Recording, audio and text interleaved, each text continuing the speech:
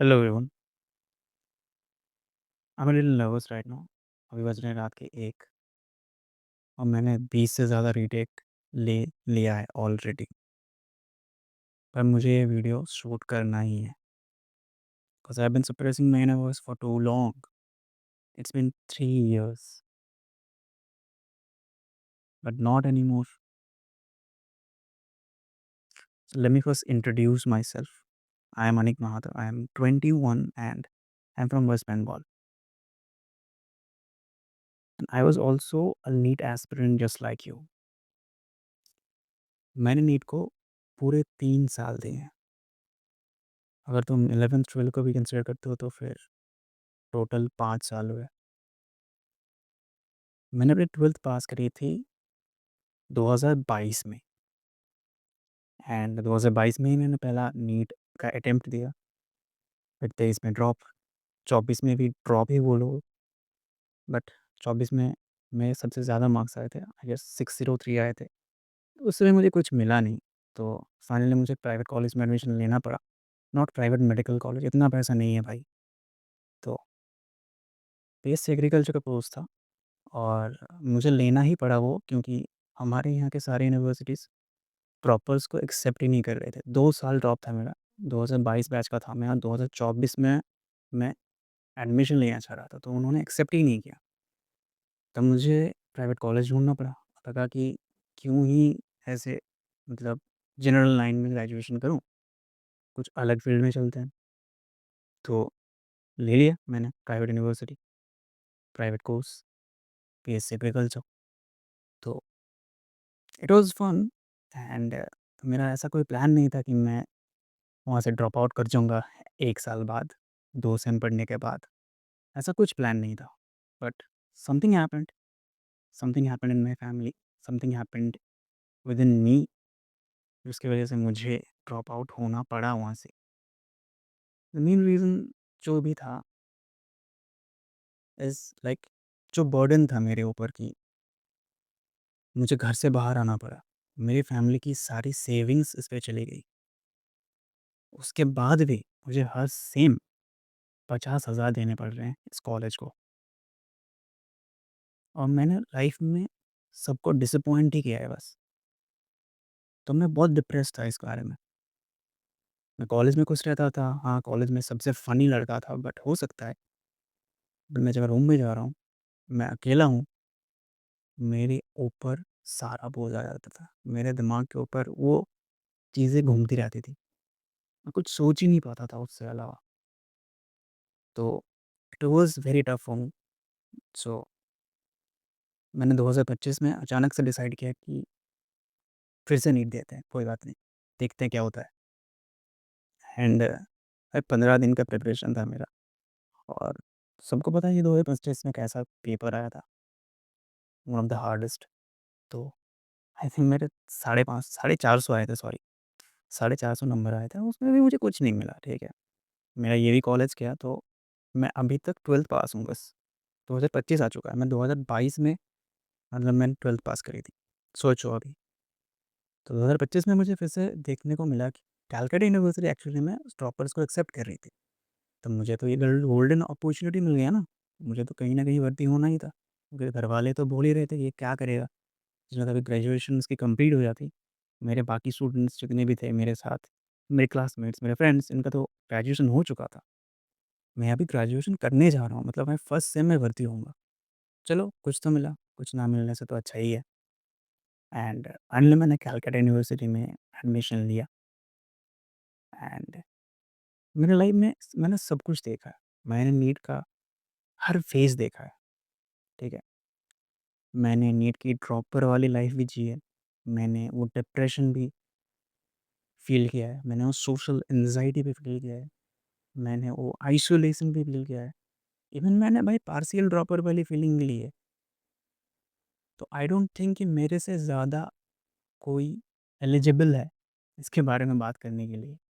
I have more than enough experience to talk about it. तो मुझे बस इसके बारे में ही बात करनी है specifically.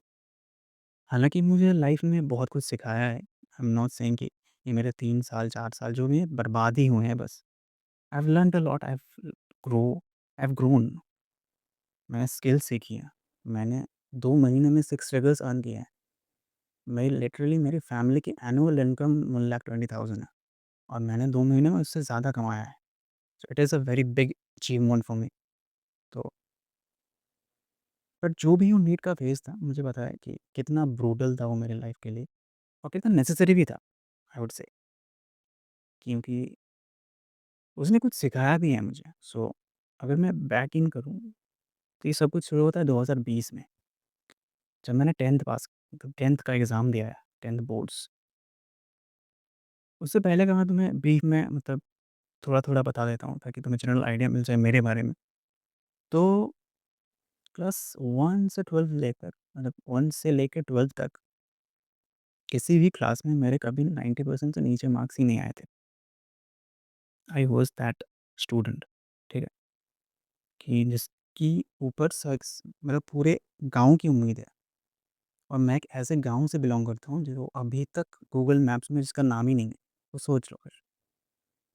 And to be honest, मैं स्टूडेंट ऐसा था, तो मेरे फैमिली की कोई गलती नहीं है कि उन्होंने सोचा कि ये बच्चा जाके बड़ा होके कुछ करेगा। That was not their fault. It was not even my fault कि मेरे 90% आ रहे हैं हर सब्जेक्ट, मतलब हर क्लास में। ऊपर से हम, मतलब मेरे दादाजी थे प्राइमरी टीचर और उन्होंने 1960s में कैलकाटा यूनिवर्सिटी में जाके, मतलब इंग्लिश में ग्रेजुएशन किया था। तो he was very famous, he was very respected for that. उस टाइम पे भाई टीचर्स की, मतलब रिस्पेक्ट ही अलग होती थी। उनको एडमायर किया जाता था हर, मतलब उनकी पोज़ीशन के लिए, उन्होंने जो किया है सोसाइटी के लिए, इसके लिए। तो लोग हमें मास्टर जी का पोता ही बोलते थे। और पूरा गाँव पहचानता था कि ये मास्टर जी का पोता है और ये पढ़ाई में अच्छा है, ये कुछ ना कुछ तो करेगा। सिर्फ़ पढ़ाई में नहीं, क्योंकि जो भी टैलेंट सर्च एग्ज़ाम्स होते थे, जो भी स्पेसिफ़िक कोई विज्ञान में था या फिर कोई एग्ज़ाम जो कि स्पेसिफ़िक इंग्लिश के ऊपर है, मैथ्स के ऊपर है, उसमें भी मैं रैंक करता था। मतलब ऐसा नहीं कि मैं पूरे स्टेट में रैंक कर रहा हूँ, नहीं। शायद डिस्ट्रिक्ट में रैंक किया है, सेंटर में रैंक किया है, कहीं तो रैंक किया है। तब अच्छे मार्क्स आए हैं, उसमें मुझे कुछ अच्छा प्राइज़ मिला है। तो ये भी चीज़ें सर्कुलेट हो जाती थी, सबको पता चल जाता था सोसाइटी में। मेरे रिलेटिव्स को, मेरे नेबर्स को, पूरे गाँव को पता चल जाता था। तो सबकी उम्मीदें थी कि ये पूरे गाँव का नाम रोशन करेगा। एंड मेरे फैमिली की हिस्ट्री में कोई डॉक्टर नहीं था, ठीक है? टीचर तो थे मेरे दादाजी। तो उनको भी लगता था कि ये जाके आगे जाके डॉक्टर बनेगा। अब उनको चाहिए था कि फैमिली में कोई डॉक्टर बने। डॉक्टर बनना एक अलग रिस्पेक्ट होता है, एक अलग नाम होता है। तो उनको चाहिए था। तो अच्छा था, सबको चाहिए था। बट मुझे तो कुछ और ही चाहिए था। मुझे पता ही नहीं था मुझे क्या चाहिए था, टू बी ऑनेस्ट। 2020 ऐसे करते-करते आ गया। मेरी पूरी, मतलब स्कूल लाइफ़ ऐसी रही है कि मैं कभी टॉपर नहीं था। I was like the 5th, 4th, 5th, 3rd type. हमेशा 90% के ऊपर आते हैं, बट कभी 90%, मतलब 96% के ऊपर नहीं आते। हमेशा 92, 93, 90। तो मेरे से भी अच्छे स्टूडेंट्स थे, जिनके उससे भी ज़्यादा मार्क्स आते थे, क्योंकि वो सब सब्जेक्ट्स में अच्छे थे। भाई मैं सब सब्जेक्ट्स में अच्छा नहीं था। मुझे स्पेसिफ़िक सब्जेक्ट्स पढ़ना अच्छा लगता था और मैं उसी सब्जेक्ट में शायद किसी में 98 लाया हूँ, पर किसी में 88 लाया हूँ। तो ओवरऑल तो मार्क्स मेरे गिर गए ना, ऐसा होता था मेरे साथ। तो कोई बात नहीं, अभी 10th की बात करते हैं। 10th बोर्ड्स आ गए हैं, ठीक है? 10th बोर्ड्स मैंने दिया बस। और मेरा स्कॉलरशिप मुझे मिला था कुछ तो 8th में, ठीक है? कुछ तो मैंने एग्ज़ाम दिया था, मुझे याद नहीं है। तो स्कॉलरशिप के पैसे से मैंने एक फ़ोन खरीदा था, जो था Redmi note 7 pro. Beast phone था उस टाइम का। उस टाइम का मतलब स क्या-क्या नहीं था उसके फ़ोन में। बहुत ही ऑसम कैमरा, ऑसम चिपसेट, कुछ तो था स्नैपड्रैगन 675, बहुत ही अच्छा गोरिल्ला ग्लास का प्रोटेक्शन, मतलब देखने में भी बहुत धांसू था। तो मैंने फ़ोन लिया था एंड उस टाइम पे मैं बहुत ज़्यादा गेम एडिक्ट बन चुका था, ठीक है? मैं फ्री फायर खेलता था। टू बी ऑनेस्ट मैं पबजी या बीजीएमआई नहीं खेल रहा था, क्योंकि मुझे लगता था कि मेरे फ़ोन में ये ठीक से चलेगा ही नहीं। मेरे लिए ऐसे, मतलब कम एमबी वाले गेम ही ठीक है? तो मैं खेलता था, अपने दोस्तों के साथ खेलता था। मैं नहीं कह रहा कि मैंने वो टाइम, मतलब मैंने वो टाइम वेस्ट किया है, नहीं किया है मैंने वो वेस्ट, ठीक है? मैं नहीं मानता, मैं कोई भी मुझे पूछे तो मैं हमेशा बोलता हूँ कि मैंने वो टाइम वेस्ट नहीं किया है, मैंने वो टाइम जिए हैं। मैं अभी भी सोचता हूँ उसके बारे में तो मुझे लगता है कि यार, मैंने कुछ जिया है। मैं वो मोमेंट्स में खुश था, बहुत खुश था यार, मैं अपने मोमेंट्स में लाइव था। हो सकता है मैंने गेम्स खेले हो, मैंने टाइम वेस्ट किया सबकी नज़रों में, बट मैंने अपनी नज़र में ऐसा कुछ किया था जिसमें मैंने खुशी देखी थी अपने अंदर। कोई बात नहीं, तो ऐसे करते-करते लॉकडाउन आ गया था, तो लॉकडाउन में ही हमारी गेमिंग बहुत ज़्यादा पीक पे चल गई थी, मतलब बहुत ज़्यादा गेम, 10 घंटे, 11 घंटे। तो उस टाइम पे ना मुझे जेईई का शौक था, मुझे एक्चुअली में पहली बार नीट का ख़्याल ही नहीं आया। मुझे जेईई देना था क्योंकि मुझे मुझे लगता था कि आईआईटी ज़्यादा कूल है। मैंने कुछ तो वीडियोज़ देखी होंगी, पता नहीं क्या देखा होगा, बट मुझे लगता था कि आईआईटी ज़्यादा कूल है। और मेरा और एक रीज़न था ये चूज़ करने का, क्योंकि मैं फ़िज़िक्स में अच्छा था। फ़िज़िक्स में अच्छा था मैं, मतलब हमारे स्कूल में 8th-9th क्लास में की जो फ़िज़िक्स होती थी वो बहुत मतलब क्रिएटिव टाइप के क्वेश्चंस किए जाते थे, ताकि मतलब थिंकिंग एबिलिटीज़ को चेक किया जाए। कोई बच्चा एक्चुअल में फ़िज़िक्स समझ भी ना आए या नहीं, या फिर रट के आ रहा है। इसकी वज़ह से तो ऐसा होता था कि बहुत जो अच्छे स्टूडेंट्स भी थे उनके भी मार्क्स बहुत कम होते थे फ़िज़िक्स में। बट मेरे अच्छे आते थे क्योंकि मुझे फ़िज़िक्स पढ़ना पसंद था। मुझे फ़िज़िक्स का कांसेप्ट जानना था। मैं 9th क्लास में 8th क्लास में मैंने 11th-12th की बुक्स पढ़ी हैं। जस्ट कांसेप्ट जानने के लिए। मुझे किसी ने नहीं बोला था कि तुम पढ़ो, ठीक है? मुझे खुद पढ़ना था, मुझे इंटरेस्ट था उस चीज़ में। तो मैंने पढ़ा था। मुझे लगता था कि फ़िज़िक्स में एक बार कांसेप्ट समझ जाओ, एक बार समझ गए तो कोई ना कोई क्वेश्चन तुम किसी न किसी तरीके से तुम सवाल को हल कर लोगे। You can solve it anyhow. But NEET का खेल तो अलग ही था। तो मुझे बाद में पता चला, तब तो मैं जी के बारे में सोच रहा था। मैं सिर्फ़ मतलब फ़िज़िक्स के अंदर घुस चुका था। मैं लेक्चर्स देखता था उस टाइम पे, यूट्यूब में आते थे। एक तो जेईई का सर, नमो कौल सर थे। अच्छा लगता था मुझे उन सर का lecture, I really admire him. तो मैं देखता था उनके लेक्चर्स को। तो बस लेक्चर्स ही देखता था, ठीक है। यार मैं लेक्चर्स देख रहा हूँ, मैं अपने स्कूल्स के ऑनलाइन क्लासेस कर रहा हूँ अटेंड, और गेम्स खेल रहा हूँ, बस यही है लाइफ़। नहीं मैंने मैथ्स पढ़ी थी, नहीं सिर्फ़ मैंने फ़िज़िक्स पढ़ी थी, सिर्फ़ फ़िज़िक्स। ऐसे करते-करते 2020 चला गया। जब 2021 आया, तो मेरी लाइफ़ में कुछ अलग हुआ, ठीक है।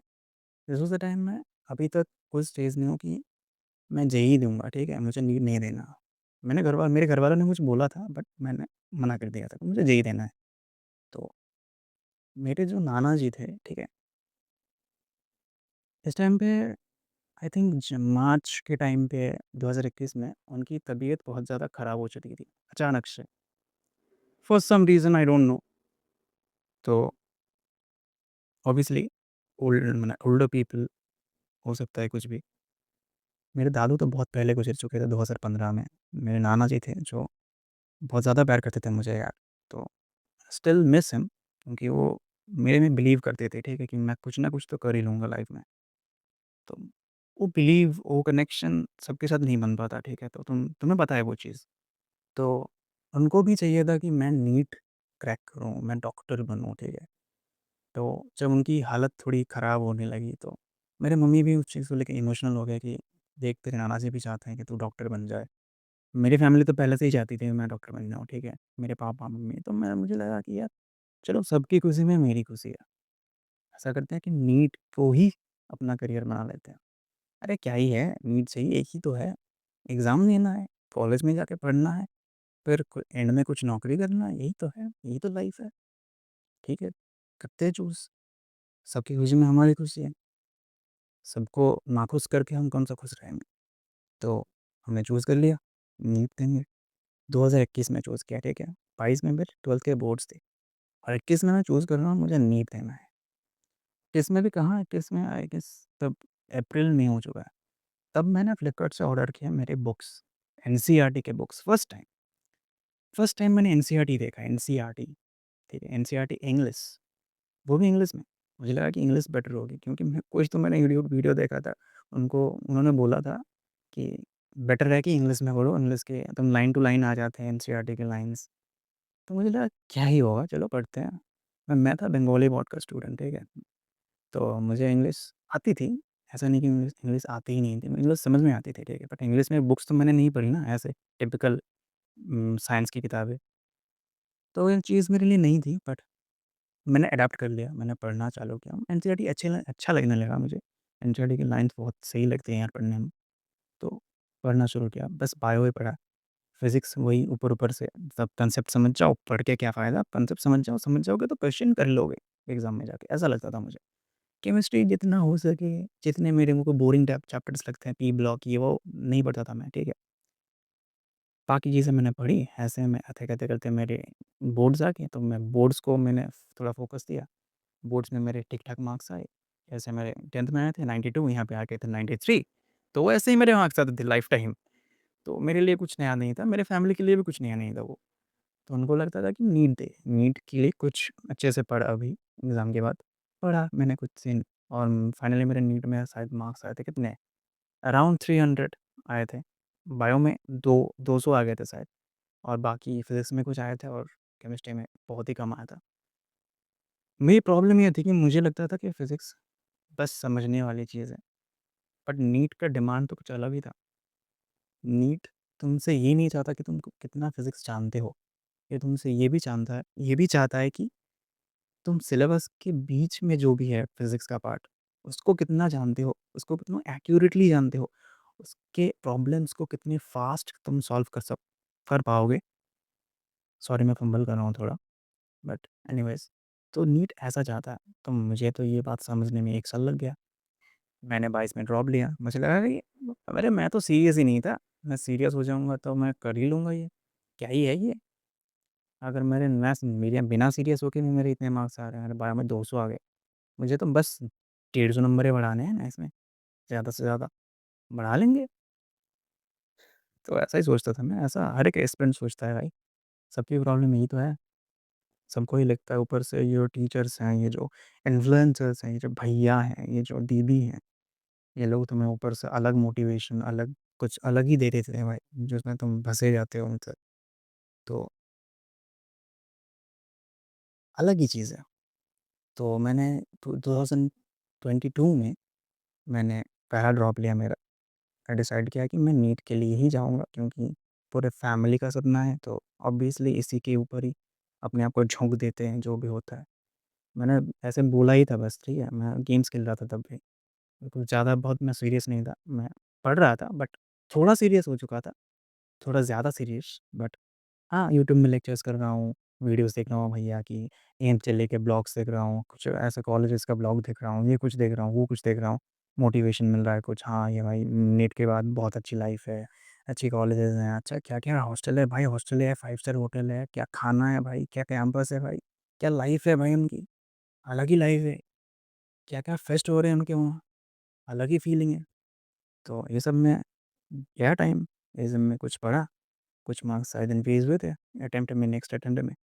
ऐसे करते-करते 2023 आ गया, ठीक है? 2023 गया, आ गया और गया। फिर से लगा कि मार्क्स तो कुछ बढ़े हैं, तो फिर से देते हैं एक फिर से ड्रॉप किया। इस बार भी मैंने कभी कोचिंग नहीं ली, ठीक है? मैंने कोचिंग नहीं ली। वो कोचिंग लेने के पैसे ही नहीं थे ना, मैंने बोला ना मैं तो लोअर मिडल क्लास हूँ। मेरा तो एनुअल इनकम ही 1 लाख, 1 लाख 10, 1 लाख 20 ऐसा होता है। तो मैं वहाँ पे कैसे 2 लाख खर्च कर दूँ किसी कोचिंग इंस्टीट्यूट पे? बस मतलब नीट के लिए। कैसे कैसे करूँगा? घर के लोग तो मतलब कुछ भी ना खा के, कुछ भी करके मतलब पढ़ा देंगे।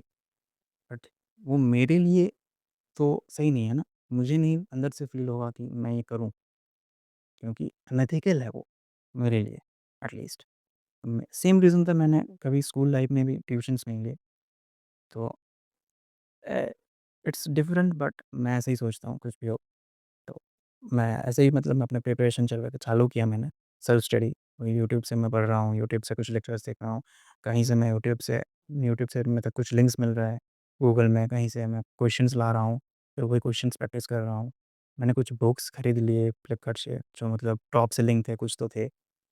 थोड़ा और कंसिस्टेंट हो रहा हूँ, मुझे लग रहा है कि हाँ, मुझे पता चल रहा है कि हाँ, जो ये भैया-दीदी हैं, जो ये टीचर्स हैं, उनको भी झांट फ़र्क नहीं पड़ता तुम्हारी कुछ प्रिपरेशन से, ठीक है? इनको बार-बार स्टूडेंट्स चाहिए, व्यूज़ चाहिए।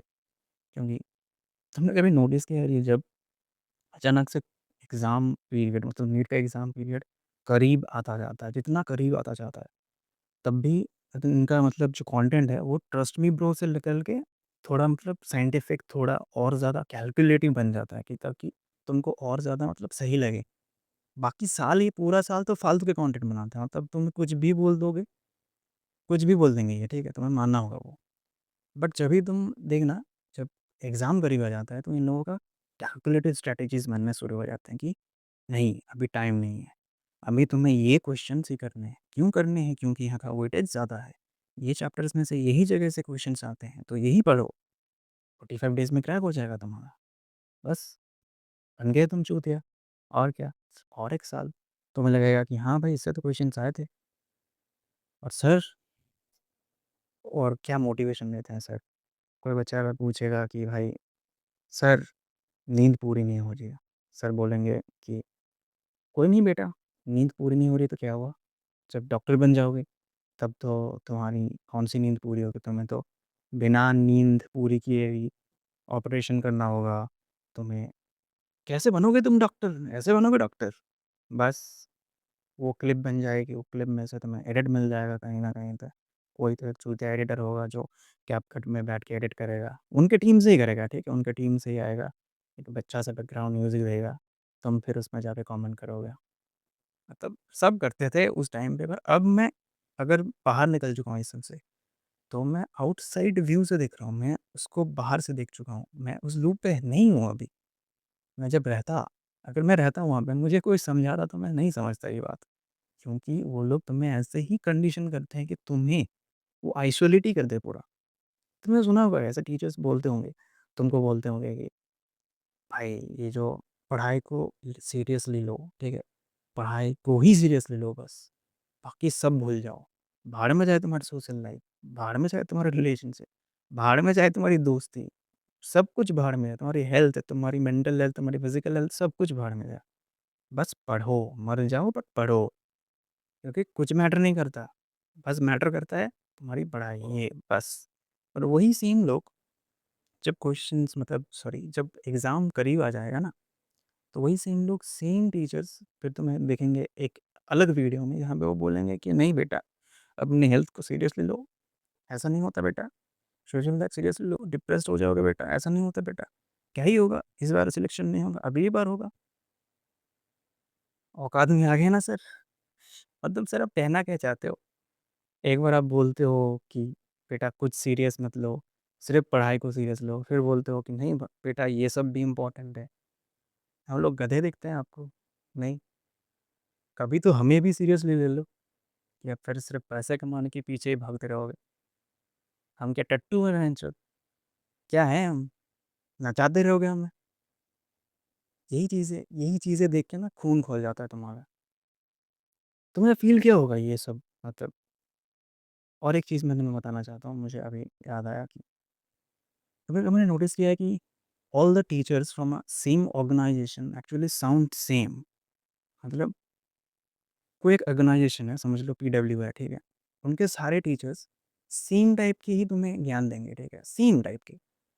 और अगर सेम टाइप के कोई ऑर्गेनाइजेशन नहीं दे रही है ना ज्ञान, सम सेम टाइप के टीचर सेम सेम टाइप के ज्ञान नहीं दे रहे सब टीचर्स, तो या तो वो ऑर्गेनाइजेशन डूब जाएगी, तो लॉस में चलेगी, या फिर वो जो अलग हो रहा है, जो मतलब अलग कुछ बोल रहा है, वो पार्टी बदलने वाला है, ठीक है?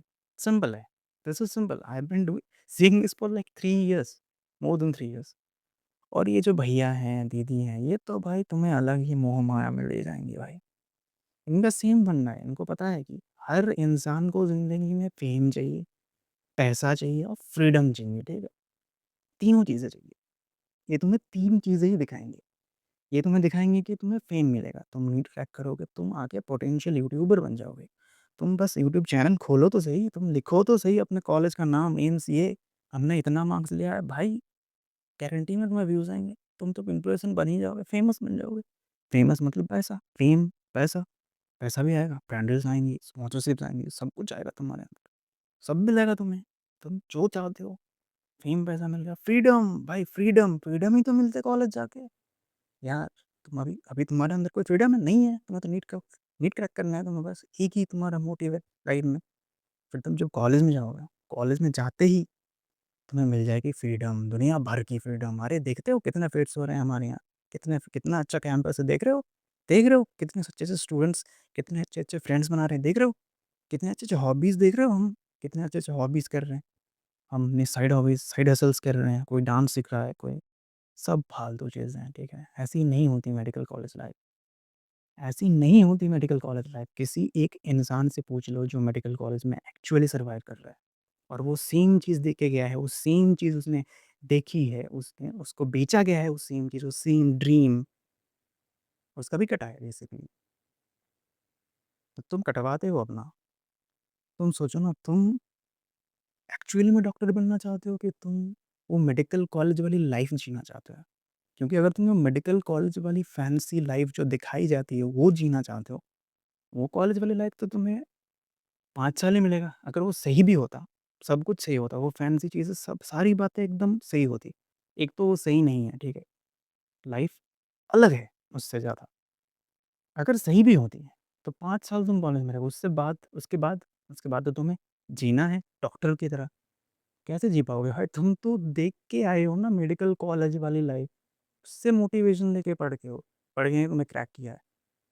अब तुम्हें मोटिवेशन चाहिए क्यों भाई? मोटिवेशन चाहिए क्यों? अगर तुम्हें सच में डॉक्टर बनना है, तुम्हें ये मोटिवेशन चाहिए क्यों? तुम्हें क्यों क्यों एक कॉलेज को ड्रीम बनाना पड़ा? ड्रीम कॉलेज मेरा एम्स दिल्ली, मुझे जाना है एम्स भुवनेश्वर, मुझे जाना है एम्स कल्याणी, मुझे जाना है ये एम्स गुवाहाटी, किसी को जाना है पहाड़, पहाड़ के कॉलेज में जाना है क्योंकि उसको पहाड़ पसंद है भाई। कॉलेज भी पहाड़ में चाहिए, उसको घंटा फर्क नहीं पड़ता। ये क्या बकचोदी चल रही है? अगर तुम्हें सच में डॉक्टर बनना है तो तुम्हारा कोई स्पेसिफिक कॉलेज क्यों हो रहा है कि मेरा ये फेवरेट कॉलेज है? वो कॉलेज के ब्लॉग्स देख के मैं मोटिवेट होता हूँ कि मुझे पढ़ना है और वो कॉलेज के ब्लॉग्स ही मेरे लाइफ की डोपामाइन है टू मतलब वर्क फॉर नीट। अगर मुझे नीट क्रैक करना है, मुझे वो भैया दीदी के ब्लॉग्स देखना होगा, तभी मैं कर पाऊँगा कुछ। क्योंकि मेरे लाइफ का वो एक की है, ठीक है? मेरे लाइफ का एक एसेंशियल पार्ट बन चुका है। वो जो ड्रीम तुमने वो तो तुम डिल्यूज़न में हो ना कि तुम्हें लग रहा है कि तुम्हारी लाइफ ऐसी हो जाएगी, ऐसी हो जाएगी। उस डिल्यूज़न में तुम जी रहे हो और उस डिल्यूज़न के लिए ही तुम्हें लग रहा है कि नीट तुम्हें चाहिए, तुम्हें डॉक्टर बनना है। शायद तुम्हें डॉक्टर बनना भी नहीं है। तुम्हें क्या लगता है कि जो 22 लाख स्टूडेंट्स हैं, उनमें से सबको डॉक्टर बनना है? 22 लाख स्टूडेंट्स में से 11 लाख बच्चे तो ऐसे ही होंगे, जिनको ये भी नहीं पता कि क्या-क्या चैप्टर्स हैं, क्या-क्या सब्जेक्ट्स हैं। उनके तो मम्मी-पापा ने फॉर्म भरवा दिया था उनको, ठीक है? और 22 लाख स्टूडेंट्स में से कितने सेलेक्ट होते हैं? मुश्किल से 60,000। 60,000 को मिलता है गवर्नमेंट मेडिकल कॉलेज। उस 60,000 में से 30,000 या 25-30,000 होते हैं जनरल शीट, ठीक है?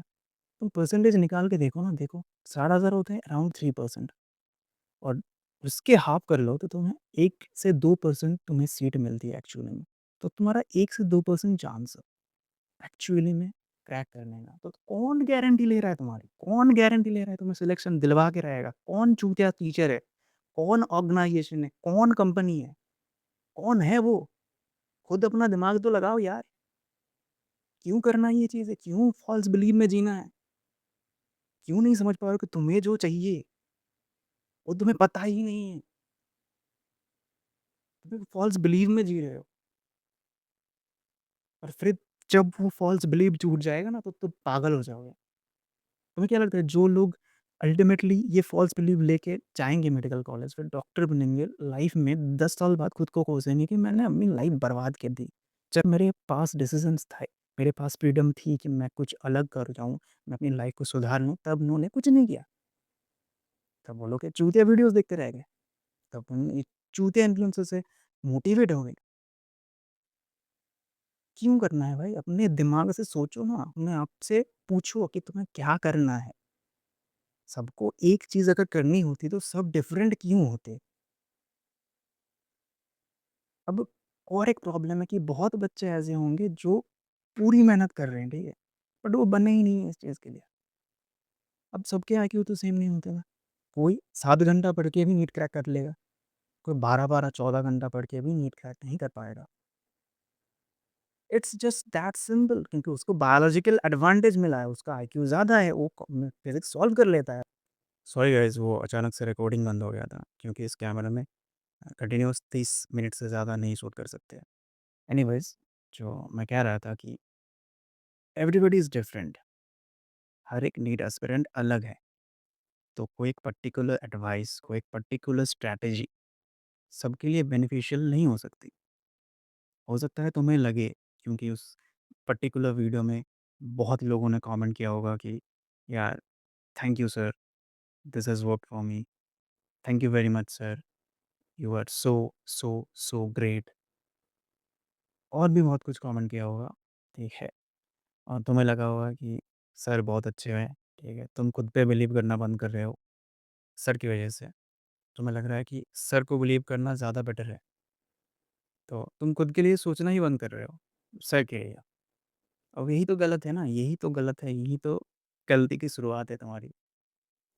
क्योंकि कोई इंसान हमेशा सही नहीं हो सकता, किसी की हर बात सही हो ही नहीं सकती। दिस इज़ इम्पॉसिबल, और ये सबके लिए एप्लीकेबल है। मेरी भी हर बात सही नहीं हो सकती, ठीक है। पर तुम अगर किसी इंसान को बार-बार देख रहे हो ना, तो तुम्हारा ट्रस्ट उनके लिए बढ़ जाता है, every time you watch them. जैसे तुम मुझे फर्स्ट टाइम देख रहे हो, ठीक है, तो तुम्हें मैं ट्रस्टवर्दी नहीं भी लग सकता हूँ, ठीक है। पर किसी पर्टिकुलर सर को, जिनको तुमने सालों से देखते आए हो, ठीक है, उनके साथ तुम्हारी एक बॉन्डिंग बन चुकी है। इसे ही पैरा सोशल रिलेशनशिप कहते हैं। और तुम्हें लगता है कि सर की हर बात सही हो, पर कभी तुमने सोच के देखा है कि सर के पीछे एक पूरी प्रोडक्शन है, कैमरामैन है, एडिटर है, एक टीम है, स्क्रिप्ट राइटर्स हैं। सर को हर एक चीज़ बताई जाती है कि क्या बोलना है, क्या नहीं बोलना है। तो सर की ट्रांसपेरेंसी का गला घोटा जा रहा है। मैं नहीं कह रहा कि सर ही गलत है, सर खुद से ये कर रहे हैं, बट अगर सर का इन्फ्लुएंस बहुत ज़्यादा होगा कि स्टूडेंट्स में, तो सर को समझ के बात करना होगा। सर नहीं कह सकते सर का जो भी मन हो, एंड दैट इज़ व्हाई किसी को आँख बंद करके भरोसा करना इज़ जस्ट डम्ब। अगर तुम्हें भरोसा करना ही है तो खुद पे करो, खुद के लिए सोचो, खुद अपने डिसीजंस लो, खुद रिसर्च करो। अब यहाँ पे तुम्हें लग सकता है कि मैंने एक चीज़ बोली ही नहीं, कि मैंने तो अनफेयर एडवांटेजेस की बातें की, पर मैंने यहाँ पे एक बार भी रिजर्वेशन सिस्टम की बात की ही नहीं। वो भी तो अनफेयर एडवांटेज है, वो भी तो किसी को मिल रहा है बिना कुछ करे। तो हाँ, बट मैं, पता है, मैं उसको क्रिटिसाइज़ नहीं करना चाहता उस पर्टिकुलर चीज़ को। मुझे पता है कि सब इससे अफ़ेक्टेड हैं। इसका जो प्रभाव है वो सबके ऊपर पड़ता है इक्वली, बट मेरे ऊपर भी था। बट मैं इस चीज़ को लेके ज़्यादा वरीड नहीं हूँ, पता है क्यों? क्योंकि सोचो कि तुम्हें गेम खेल रहे हो, ठीक है? गेम के स्टार्टिंग में तुम्हें उस गेम के सारे गाइडलाइंस, रूल्स बताए दिए जाते हैं। फिर तुम गेम खेलना शुरू करते हो, तुम हार जाते हो, क्योंकि तुम्हें गेम खेलना नहीं आता। तो अब उसमें गलती किसकी है? तुम्हारी है ना, गेम वालों की थोड़ी है। तो same thing goes for NEET also. तुम्हें नीट का फॉर्म फिलअप करने से पहले से पता होता है कि यहाँ पे रिजर्वेशन सिस्टम है। नीट में रिजर्वेशन है, ये तो तुम्हें 11th से पता है भाई, तुम्हें 10th से पता है, तुम्हें पहले से पता होता है ये। तो ये क्या बात हुई कि तुम रिज़ल्ट के बाद बात कर रहे हो कि अगर मुझे रिजर्वेशन मिलता तो मैं तो क्या कर लिया था मैंने यार। ये बात तो वैलिड नहीं है ना ये बात। ये बात बोल के क्या फ़ायदा? इसके बारे में बात करके क्या फ़ायदा? क्योंकि सबको पता ये सिस्टम एग्ज़िस्ट करती है, तो इसको क्रिटिसाइज़ करके कोई फ़ायदा नहीं है। और अगर तुम सोच रहे हो कि तुम हेट करोगे उन बच्चों को, एसटी बच्चों को, कि उन्होंने तुम्हारा सीट ले लिया है, ठीक है? उनको तो ईज़िली मिल रहा है। तो उनको हेट करके कोई फ़ायदा नहीं है, क्योंकि उनकी तो कोई गलती है नहीं। उनकी क्या गलती है कि अगर वो किसी पर्टिकुलर कम्युनिटी से बिलॉन्ग करते हैं, वो वो रिज़र्व्ड सिस्टम के अंडर पड़ते हैं। उनकी क्या गलती है भाई? हाँ, अगर किसी ने जाली सर्टिफ़िकेट निकलाया हो कि मतलब 30,000 दे के उन्होंने ऐसे सर्टिफ़िकेट ले लिया हो, ऐसी सर्टिफ़िकेट ले लिया हो कहीं से, मिल जाते हैं यार। तो हाँ, वो गाली के लायक है। उन्होंने गलतियाँ की हैं। उनके लिए तुम सोच सकते हो कि है वो हाँ, वो कमीना है। चलो, ये बात तुम समझ गए। मुझे जो लगता है कि रिज़र्वेशन सिस्टम एग्ज़िस्ट अगर करती भी है, अगर करना भी चाहिए, क्योंकि ऑब्वियसली एक टाइम था इंडिया में जब जो कास्ट सिस्टम के जो हायर कास्ट के लोग थे, उनको ही सब मतलब एडवांटेजेस मिलते थे। तो ये करना पड़ा ये सिस्टम, ताकि जो पिछड़े लोग हैं, उनको भी मौका मिले हर चीज़ में। बट अगर तुम इस टाइम पे सोचो, तो इस टाइम पे इस पर्टिकुलर एग्ज़ाम के लिए आई थिंक ऐसा भी करा जा सकता था कि रिज़र्वेशन को तुम 25% रख दो, 75% तुम अनरिज़र्व्ड रख दो, ठीक है? तुम किसी पर्टिकुलर कम्युनिटी को रोकना चाह रहे हो कि उसको प्रोटेक्ट करना चाह रहे हो, तो करो ना, बट इतना क्यों रिज़र्वेशन कि 50% से ज़्यादा तुम रिज़र्वेशन में ले रहे हो? बाकी बच्चे क्या करेंगे? और अगर सिंपली किसी कम्युनिटी को टारगेट नहीं करना था और मतलब भला करना था लोगों का, पॉलिटिक्स के बारे में नहीं सोचना था, क्योंकि कम्युनिटी पॉलिटिक्स तो अलग ही गेम है, ये बरसों से चली आ रही है। तो सिंपली एक टाइप की रिज़र्वेशन सिस्टम सबसे बेस्ट हो सकती है कि सिर्फ़ एक ही रिज़र्वेशन एग्ज़िस्ट करना चाहिए कि सिर्फ़ for those who are economically weak, जो सच में इकोनॉमिकली वीक है, ठीक है? जो सच में गरीब हैं। ऐसा नहीं है कि 300 में, 400 में, 2000 में उनको ब्लॉक में सर्टिफ़िकेट मिल रहा है, इनकम सर्टिफ़िकेट, जिसमें कुछ भी लिख देते हैं वो कि हाँ, इनकम सर्टिफ़िकेट, इनकम में लो है तुम्हारा। ऐसा नहीं होना चाहिए। वो पूरा प्रोसेस जो होना चाहिए, वो पूरा प्रोसेस एकदम क्लीन होना चाहिए, ठीक है? वो प्रोसेस में कुछ भी मतलब तुम्हें प्रोसेस में ऐसे लॉज़ अप्लाई करने होंगे कि वो स्ट्रिक्ट हो जाए, और जो एक्चुअली में डिज़र्व करता है वो सर्टिफ़िकेट, जो एक्चुअली में इकोनॉमिकली वीक हैं, उनको ही वो फ़ायदा मिले।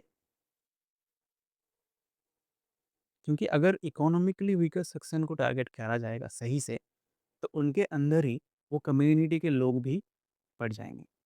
किसी को पर्टिकुलरली टारगेट नहीं करना पड़ेगा, किसी टाइटल को, किसी कास्ट को, नहीं करना पड़ेगा वो। क्योंकि ऐसा भी होता है कि किसी केस में किसी एक कम्युनिटी, मैं मानता हूँ कि एससी हो या एसटी हो, उनके परिवार में तीनों 4 जनरेशन से लोग डॉक्टर हैं, और फिर भी डॉक्टर बने जा रहे हैं, क्योंकि उनको अनफेयर एडवांटेज मिल रहा है ना, उनके तो रिज़र्व्ड है, तो कोई फ़ायदा नहीं है ना, वो तो ऑलरेडी उनको बेनिफिट बार-बार, बार-बार मिल चुका है, और वो एक्चुअली में अभी अलग एक कम्युनिटी से अलग होके जी रहे हैं। वो अभी इकोनॉमिकली वीक नहीं है, वो पिछड़े हैं ही नहीं, गलत लोगों को मिल रहा है एडवांटेज। तो ये नहीं होगा अगर सिस्टम को थोड़ा चेंज कर दिया जाए। अभी ये रिज़र्वेशन की बात करते ही मुझे याद आया कि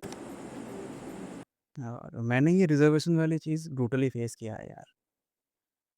2024 में मुझे लगा था कि इस बार तो मुझे मिल जाएगा कॉलेज। पर मैं क्योंकि मेरे 600 पार आ रहे, तो मुझे लगा कि इस बार तो फाइनली हो गया मेरा, पर कुछ नहीं हुआ था मेरा, ठीक है? और 2024 में बहुत कुछ हुआ है मेरे साथ एक्चुअली में। तो मज़ेदार एक किस्सा सुनाता हूँ तुमको कि 2024 में जब मैंने नीट दिया था, उस दिन नीट के सेंटर में ही मैं एक लड़की से मिला था, और मुझे वो पसंद थी, ठीक है? पसंद आ गई थी फॉर सम रीज़न, मुझे भी नहीं पता, एंड कि मुझे लगा कि मुझे उससे फिर से बात करना है, मुझे उससे फिर से मिलना है, पर फॉर सम रीज़न मैं उसका ना तो नंबर, ना तो इंस्टा आईडी कुछ भी नहीं ले पाया, ठीक है? तो फिर मैं घर में आके मैं सोच रहा हूँ कि उसे कैसे ढूँढा जाए? हाँ, मुझे मेरे दिमाग में यही आया कि क्यों ना इंस्टाग्राम में रील बनाया जाए? क्यों ना इंस्टाग्राम पे ढूँढा जाए? क्योंकि इंस्टाग्राम में लोग बहुत सबको टैग कर देते हैं ना, रील अगर पहुँच जाती है किसी के पास, तो टारगेट करते हैं, ठीक है? तो मैंने रील बनाना स्टार्ट किया कि I met some random Ananya and I want to find her. अगर तुमने वो रील देखा होगा तो तुम्हें पता होगा कि मैंने 50 दिन शायद कंटिन्यूअस ऐसा बनाया था उसे ढूँढने के लिए, क्योंकि मुझे उसे ढूँढ के बस कुछ बातें करनी थी, ऐसा नहीं कि मैं प्यार में ही था उसका। तो ऐसा नहीं था कुछ भी, मुझे ढूँढना था उसे, ठीक है? वो ढूँढ के कन्फेस करना था कि व्हाट आई फेल्ट। तो लोग भाई उसमें कुछ ज़्यादा ही इन्वेस्टेड हो चुके थे। मतलब मैंने इतना एक्सपेक्ट भी नहीं किना करा था कि इतने ज़्यादा लोग इन्वेस्टेड हो जाएँगे इस चीज़ में। यार मिलियंस में व्यूज़ आए थे, मिलियंस में लोगों ने कमेंट किए थे। हज़ार-हज़ार अनन्याओं ने कमेंट किया था, सबको टैग किया गया था भाई। पता नहीं कितने लोगों का मैसेज रिक्वेस्ट अभी तक मेरे पास है और क्योंकि मैं सबको रिप्लाई दे ही नहीं सकता। इवन मैंने जब बंद कर दिया रील बनाना उस टॉपिक पे, तो लिटरली लोगों ने मुझे ईमेल तक किया कि, "क्या हुआ भाई मिली?" And I was really shocked कि some many people are so invested in it. So मैंने सिर्फ़ लड़कियों को ढूँढने के लिए रील नहीं बनाया था यार, मैंने उस टाइम पे नीट के स्कैम को लेकर भी रील बनाया था। जब यार 4th जून को जब रिज़ल्ट अनाउंस हुआ था ना कि अचानक से एक्सीडेंटली, क्योंकि उनको रिज़ल्ट देना था इलेक्शन से पहले, तो अचानक से ही दे दिया था उन्होंने एग्ज़ाम का रिज़ल्ट। तो सबको शॉक मिला था, ठीक है, कि ऐसा कैसे हो सकता है कि 67 स्टूडेंट्स को एक साथ 720 आ रहे हैं। ऐसा कैसे हो सकता है? 67 स्टूडेंट के आ रहे हैं, वो तो मान लिया चलो। एक सेंटर से कैसे 20 लोगों के आ रहे हैं भाई? एक सेंटर से, एक पर्टिकुलर सेंटर से 720 कैसे आ सकते हैं, इतने लोगों के? और वो तो छोड़ो, मान भी लिया, तो किसी-किसी के भाई 718 आ रहे थे, 719 आ रहे थे, जो प्रैक्टिकली इम्पॉसिबल था। तो सब शॉक में थे कि क्या हो रहा है? और उस टाइम पे जब सब शॉक में थे, ठीक है? शायद मैं ही एक अकेला था जो इस चीज़ में इन्वेस्टेड था और मैं रील बना रहा था इस चीज़ में और मेरे मिलियंस में व्यूज़ हैं उसमें भी, उस टाइम पे, क्योंकि कोई नहीं बना रहा था उस चीज़ को, एड्रेस ही नहीं कर रहा था कोई। तो मोर देन 30 मिलियन व्यूज़ आए थे नीट के नीट के टॉपिक पे, नीट के रील्स में, मीम्स में, जो भी बोलो तुम। क्योंकि और मैंने उस टाइम पे एक रील्स सर्कुलेट हो रही थी, वायरल हो रही थी कि जिसमें एक दिखाया जा रहा था कि नीट के पहले ही दिन टेलीग्राम में किसी ने तो पेपर लीक करवाया था और टेलीग्राम में खुलेआम पेपर बेचा जा रहा था 30 लाख में, 25 लाख में। वो क्लिप वायरल थी, वो क्लिप मैंने डाउनलोड कर रखी थी। अब मुझे नहीं पता अभी भी क्लिप है मेरे पास या नहीं, अगर होगी तो मैं दिखा दूँगा यहाँ पे। बट एनीवेज़, अगर मतलब लोगों को कन्विंस कर दिया गया था, लोग कन्विंस हो चुके थे कि हाँ, यार इस बार तो कुछ स्कैम हुआ है, ऐसा कैसे हो सकता है? फिर एक नया टॉपिक आया वहाँ पे ग्रेस मार्क्स का कि लोगों को ग्रेस मार्क्स दिए गए हैं। ग्रेस मार्क्स से भी बहुतों के 720 आए हैं। 718-19 इसीलिए आए हैं क्योंकि ग्रेस मार्क्स दिया गया है। ग्रेस मार्क्स क्या होते हैं ना, ग्रेस मार्क्स इज़ उनको क्योंकि उनको टाइम कम मिला होगा। टाइम कम मिला है तो उनको ग्रेस मार्क्स दे के वो कंपेंसेट करा गया है, ठीक है? भाई सबको टाइम कम मिलता है यार। हर एक नीट एस्पिरेंट का 10 मिनट खाया जाता है इन्विजिलेटर के नाम पे। यहाँ पे साइन करो, यहाँ पे अपना ठप्पा मारो, ये करो, वो करो, लेके सब पकड़ के चलते हैं कि वहाँ पे 10 मिनट, 15 मिनट कम मिलेंगे हमें एग्ज़ाम में। तो सबको ग्रेस मार्क मिलना चाहिए ना उस हिसाब से। तो ऑब्वियसली सबको मतलब सबको वो चीज़ बहुत ही ज़्यादा बुरी लगी कि ये क्या फंडा है कि अचानक से तुम लोग ग्रेस मार्क्स देने लग गए। और सब प्रोटेस्ट करने लगे फिर अचानक से जब बहुत ज़्यादा सब लोग रील्स बनाना शुरू कर दिया सब लोगों ने। स्टूडेंट्स प्रोटेस्ट पे आ रहे कि ये नीट्स में इसको स्कैम हुआ है, री-नीट होना चाहिए, ये होना चाहिए। एंड फिर उसके बाद टीचर्स भी, ऑर्गनाइज़ेशंस भी हमें इसमें इन्वेस्ट हो गई क्योंकि बहुत ज़्यादा इसको मतलब क्या बोलते हैं उसको अटेंशन मिल रहा था इस चीज़ को। क्योंकि अगर स्टूडेंट्स का अटेंशन है इस चीज़ पे तो ऑब्वियसली वो लोग भी आएँगे इसमें। क्योंकि स्टूडेंट्स को इमोशनली अगर वो हेल्प कर पाएँ तो स्टूडेंट्स का उनको तो कुछ अगर कुछ भी ना हो जाए तो उसको उनको तो स्टूडेंट्स का ट्रस्ट मिल जाएगा ना, तो वो तो आगे आएँगे ही। तो सुप्रीम कोर्ट में अपील किया गया, ये किया गया, बहुत कुछ किया गया, अंत में कुछ नहीं हुआ, ठीक है? सुप्रीम कोर्ट ने बोल दिया है कि तुम स्टेटमेंट देख लेना, ऐसा बोल दिया था कि सिर्फ़ 150 स्टूडेंट थे जिनको डायरेक्टली बेनिफिट हुआ था पेपर लीक से। ये एक स्टेटमेंट ही मतलब क्या बोलूँ मैं? ऐसा कैसे हो सकता है कि इंटरनेट के टाइम पे तुम ऐसा कह दोगे कि सिर्फ़ 150 स्टूडेंट ही बेनिफिट मिला है उनको, क्योंकि उनको पेपर मिला था एकदम पेपर के फॉर्म में, ठीक है? तो ऐसा बिल्कुल नहीं हो सकता है कि वो इंसान उसे लीक कर सकता है व्हाट्सएप पे, टेलीग्राम पे, किसी को शेयर कर सकता है, नहीं हो सकता ऐसा, ऐसा थोड़ी होता है। कोई क्यों ही करेगा शेयर? तो फिर टेलीग्राम में जो क्लिप्स वायरल हो रही थी, वो क्या था भई? सब डिनाई कर दिया उन लोगों ने। एनडीए तो सब डिनाई करता रहता है कि नहीं, कुछ नहीं हुआ है, लीक लीक वो क्या होता है? एनडीए का नाम बदल के रख दिया था लोगों ने भाई, non trust and never trusting agency, ठीक है?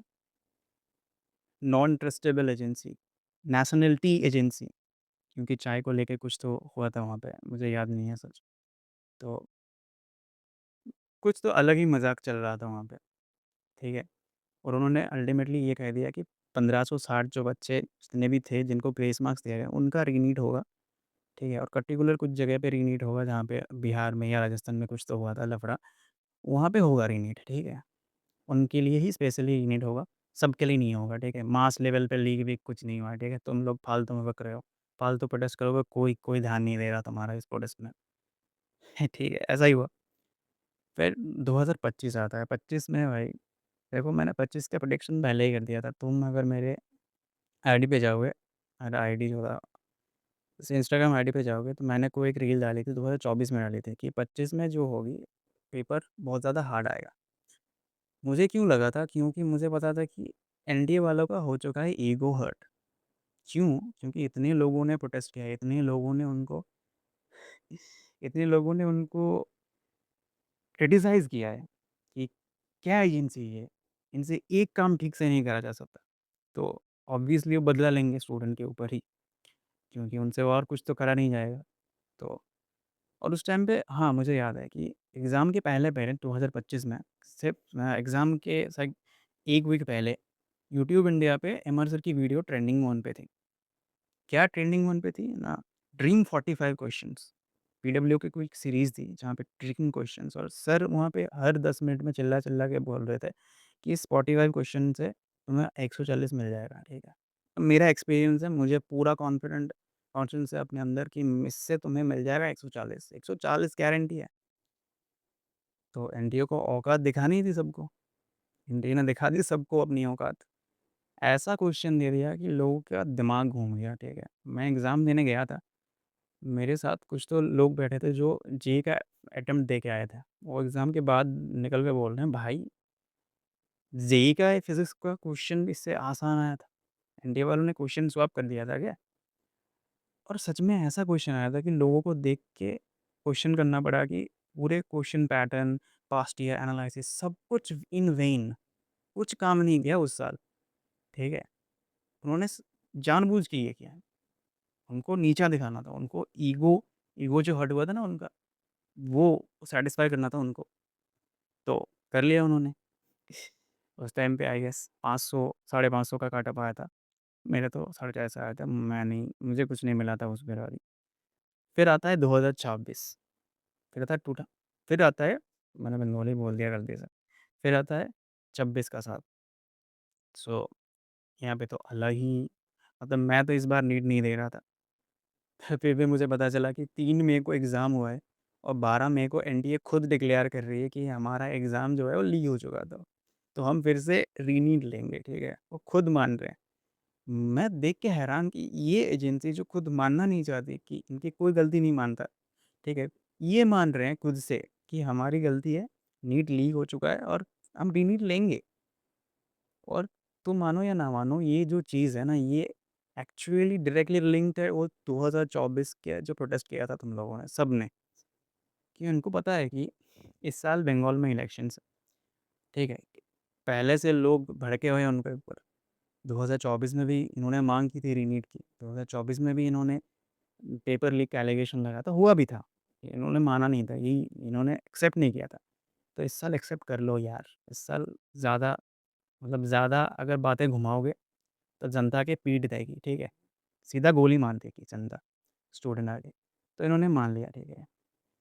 इस साल में तो अलग-अलग चीज़ें हुई थी, मतलब फ़नी-फ़नी चीज़ें हुई थी, उस उससे भी ज़्यादा, 2024 से ज़्यादा।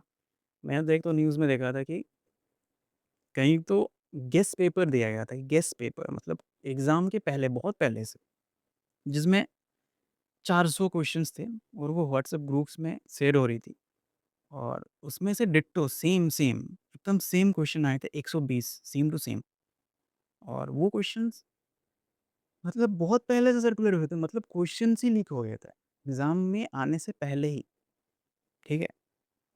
और सेम चीज़ें टेलीग्राम में भी हुई थी, टेलीग्राम में भी पेपर बेचा गया था 35 लाख में, बहुत जगह में। अब मुझे पर्टिकुलर जगह का नाम याद नहीं है, ठीक है? इतना तो न्यूज़ में नहीं देखता। फिर रिसेंट जो हुआ कि सरकार ने सोचा कि क्यों ना टेलीग्राम बंद कर दिया जाए, टेलीग्राम बैन कर दिया जाए। टेलीग्राम से इतना कुछ हो रहा है ना, टेलीग्राम में 2024 में भी बहुत लोगों ने बोला था टेलीग्राम से लीक हुआ है। इस बार टेलीग्राम को बैन ही कर दो। ये लोगों ने पूरा ये चीज़ को भूल ही गए कि व्हाट्सएप में भी हुआ था, ठीक है? बाकी ऐप में भी हो सकता है। ये इनको फ़र्क नहीं पड़ता। इनको चाहिए कि जनता चुप हो जाए बस, ठीक है? जनता बोल रही थी टेलीग्राम से हुआ है, बंद करो ऐसा, ठीक है? जनता को चुप करवाओ। इंडियन एयर फ़ोर्स को आना पड़ा, पता है? इंडियन एयर डिफेंस मिनिस्टर को आना पड़ रहा है कि एक एग्ज़ाम के लिए एयर फ़ोर्स को क्या करना पड़ा है, फाइटर जेट लेके क्वेश्चंस लेके आना पड़ रहा है सेंटर के पास। फिर सेंटर्स में जा रहे हैं question. On air, by air भाई। इनको लग रहा है कि पेपर लीक हो रहा था मतलब पेपर ही लीक हो रहा था, क्वेश्चन नहीं लीक हो रहे थे। भाई पेपर प्रिंट होने से पहले ही लीक हो जाता है अगर होना होता है। तो ये क्या बात हुई कि तुम फाइटर जेट से लाओगे तो फिर लीक नहीं होगा, ये क्या बात हुई? और वो सेम चीज़ अप्लाई होती टेलीग्राम बैन में भी। मतलब टेलीग्राम का सीईओ कुछ तो बोल रहा था कि ये क्या बात हुई, तुम फालतू में 150 मिलियन जो नॉर्मल यूज़र है उनको पनिश कर रहे हो। सही बात है। मतलब इस टाइम पे हमारी देश, हमारा जनता को इतना बेवकूफ़ बन चुका है अपने आप में कि ये लोग इंटरनेशनली बेइज़्ज़त करा रहे हैं पूरे देश को, ठीक है? और अब क्या बोलूँ मैं इस चीज़ में? अब क्या बोलूँ? मैं किसी का नाम नहीं लेना चाहता बट तुम्हें पता है सब कुछ, ठीक है? तुम देख ही रहे हो सब कुछ। और ये जो चीज़ें हैं, ये तुम्हें खुद को सोचनी होगी ना, तुम्हें सोचना होगा कि इसके बाद भी कोई टीचर आएगा यूट्यूब में और फिर तुम्हें बोलेगा कि बेटा, कोई बात नहीं बेटा, आई एम विथ यू बेटा। आई नो भाई, आई नो तुम्हारे अंदर से क्या बीती जा रही है अभी। I know, I know. कोई नहीं बेटा, अगले साल ज़रूर, अगले साल हम और भी ज़्यादा मेहनत करेंगे। अगले साल हम और भी ज़्यादा डिसिप्लिन में रहेंगे। अगले साल हम और भी ज़्यादा मोटिवेटेड रहेंगे। कंसिस्टेंट होना पड़ेगा हमें। 16-16 घंटा पढ़ना होगा। अगले साल ज़रूर होगा बेटा। और तुम भावनाओं में बह जाते हो कि सर तो हमसे रिलेट कर रहे हैं। सर ही हमें समझते हैं।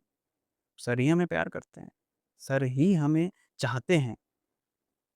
और फिर वही तुम उस लूप पे फिर से मतलब घूमते रहते हो। लूप से निकल ही नहीं पा रहे यार। ये जो लोग तुम्हें डिसिप्लिन और कंसिस्टेंसी की बातें ज्ञान दे रहे हैं ना, ये लोग तुम्हें एग्ज़ाम्पल भी देंगे विराट कोहली का, रोनाल्डो का, कोई-कोई तो भाई डेविड गॉगिन्स का भी एग्ज़ाम्पल दे देते हैं। अब तुम सोचो कि अगर विराट कोहली को उनके पापा कहते हैं कि बेटा नीट दे दे बेटा, नीट एस्पिरेंट बन जा, तुझे डॉक्टर बनना है बेटा, तो ना वो डॉक्टर बनते और ना ही वो क्रिकेटर बन पाते। और वो अगर क्रिकेटर नहीं बन पाते तो ना जाने कितने यंगस्टर्स जो उनको देख के क्रिकेटर बने हैं, वो बन रहे हैं। वो कोई नहीं क्रिकेटर बनते भाई, कोई भी अपना पैशन नहीं फ़ॉलो करते।